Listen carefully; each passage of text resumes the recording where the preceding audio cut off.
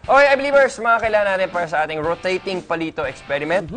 Itong balloon. Balloon! Palito ng posporo, 2 coins, and itong plastic cup. First, ibabalance natin ang 2 coin. Yung palito ng posporo, papahiga natin sa ibabaw ng coin. Okay, ngayon, using the balloon, without touching o yung palito, paggagalawin natin yan, paikutin natin hanggat mahulog sa coin. Lalagyan natin ng plastic cup. Kukunin ko na itong balloon. Mas maganda gumamit tayo ng tissue. Mag-create tayo ng konting charge. Tapat ko lang siya ng ganyan.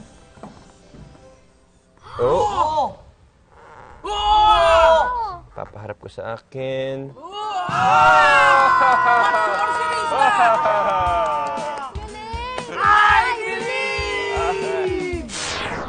Lahat ng bagay o matter ay binubuo ng atoms.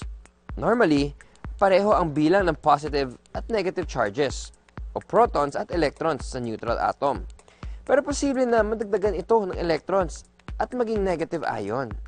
Ang paglipat ng electrons ay pwedeng mangyari sa pamamagitan ng pagkiskis ng dalawang bagay. Sa kasong ito, neutral ang charge ng palito ng posporo. Nung ikiniskis ang lobo, nagkaroon ng dagdag na electrons ang balloon.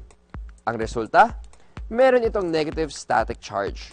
Kaya naman nirepel o itinaboy ng balloon ang electrons ng matchstick at inattract o inakit ang protons nito. Umikot ang palito sa direksyon ng lobo kasi maliit na surface area o parte lang nito ang nakapatong sa coin.